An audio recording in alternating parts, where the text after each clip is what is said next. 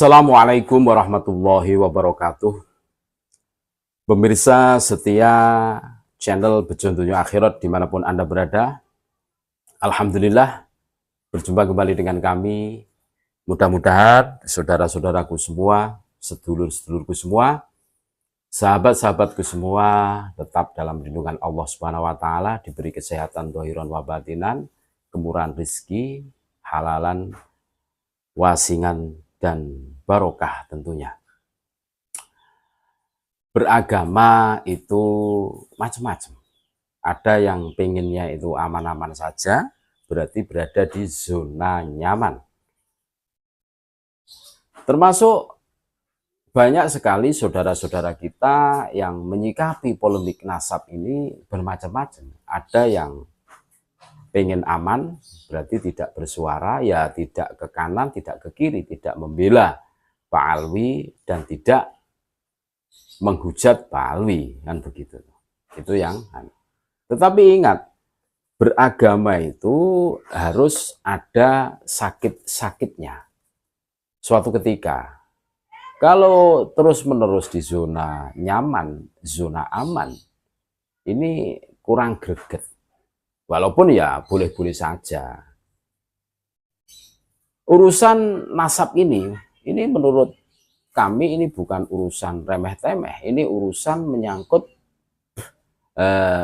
kebangsaan, terus keislaman, bahkan terus ya sejarah leluhur-leluhur, sejarah Nusantara juga. Karena fakta di lapangan mereka yang mengaku cucu Nabi, yang tergabung dalam Robitoh Alawiyah itu banyak yang membelok-belokkan sejarah, mengganti nama-nama tokoh menjadi Habib. Terus sejarah peradaban Islam itu dirubah oleh mereka. Bagaimana mereka dengan PD-nya mengatakan kalau tidak ada Habib, kalian masih menyembah batu dan kayu. Ini membuktikan pembelokan sejarah. Secara tidak langsung ada narasi yang membelokkan itu. Makanya kan harus dilawan. Kalau tidak dilawan, kasihan anak cucu kita. Nah, kami sepakat dengan apa yang disampaikan oleh Gus Ulil Absor Abdallah. Beliau mengatakan bahwa beragama itu ya kadang ya harus ada sakit-sakitnya. Maksudnya apa? Ya harus menentukan sikap pada saat berbenturan dengan masalah yang di sini ini simalakama, taruhlah seperti itulah. Jangan ngarah aman saja, kita harus menentukan sikap, kita harus bisa memberikan edukasi kepada saudara-saudara kita yang ya mohon maaf masih awam, masih bingung dan bimbang.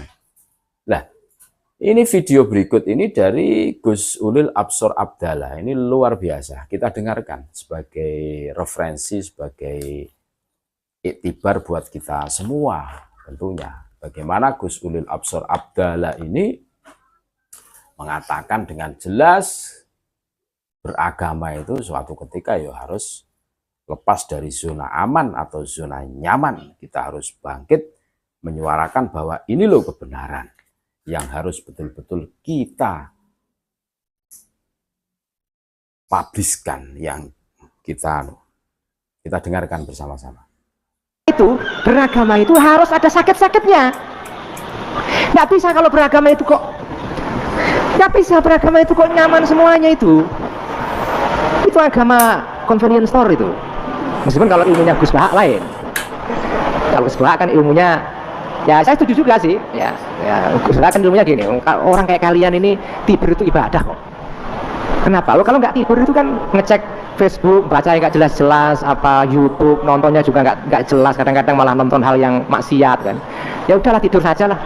Kan kalau tidur itu sudah menjamin tidak melakukan itu semua. Ya ini memang ya amalan orang yang minimalis ya begini, ini muslim minimalis. Nah itu, ya nggak apa-apa, itu saya setuju juga dengan ilmunya Gus Bahak ini, juga setuju ya. Tapi saya punya guru namanya almarhum Kiai Haji Muhammad Ahmad Sahal Mahfud. Dulu pernah menjadi ketua umum MUI dan Rois Am PBNU, sudah almarhum. Alimnya luar biasa. Beliau pernah kasih wejangan, pitutur atau nasihat kepada kami ketika masih jadi muridnya.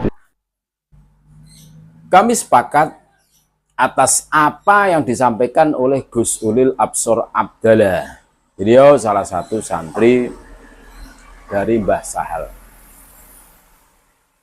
bahwa suatu ketika kita harus keluar dari zona nyaman, zona aman, pada saat kita tahu terus ini loh kebenaran yang harus betul-betul kita denggungkan, kita suarakan, kita publiskan biar semua orang tahu bahwa nasab Bani Pa'alwi ini terputus, mungkotingun, kan begitu tuh, atau batal.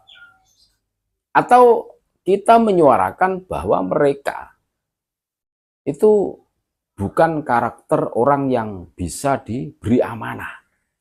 Buktinya banyak sekali pembelokan sejarah, pembangunan narasi, framing yang dibangun mereka, mengunggulkan nasab mereka, mengunggulkan keluarga mereka, sehingga bisa menghegemoni semuanya. Semuanya dikuasai. Seakan-akan yang berjasa di Nusantara adalah golongan mereka saja. Terus yang lainnya itu jongos semua.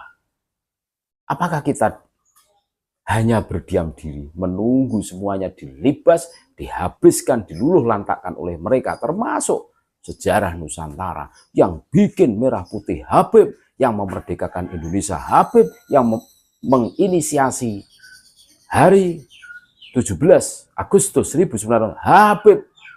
Kita kebagian apa? Belum lagi perubahan nama-nama tokoh makam di Nusantara. Kalau kita jujur, banyak sekali pembelokan nama-nama tokoh di Nusantara. Dan ini bukan masalah remeh-temeh atau masalah sepele, ini serius.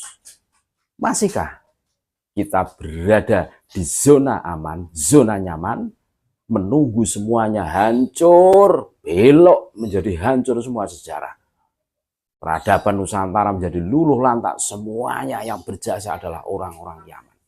Mau seperti itu? Tentunya tidak bagi yang berpikiran waras. Makanya waktu yang tepat, kita harus keluar dari zona aman, zona nyaman. Kita suarakan, ini loh kebenaran yang harus dipegang teguh. Kenapa kami mengatakan ini kebenaran? Tesis dari Kiai Haji Imaduddin itu kebenaran, itu ilmu. Sumbernya ada. Tes DNA itu juga kebenaran karena berbasis ilmu pengetahuan, teknologi, filologi sejarah, itu juga ada literasinya. Jadi jelas, bukan asal dabrus, kakek aneh, mikrot 70 kali sekali. Wah, bisa membangkitkan orang, membangunkan orang dari kubur. Ini apa-apaan. Mau generasi kita yang akan datang dicekoki oleh doktrin-doktrin halu mereka. Waktunya kita menentukan sikap. Kita keluar dari zona aman. Sekali lagi kami tegaskan, kami tidak menarasikan kebencian kepada siapapun, termasuk kepada para Habib. Tidak. Ini loh yang harus betul-betul kita cermati. Terima kasih. Tetap NKRI harga mati. Assalamualaikum warahmatullahi wabarakatuh.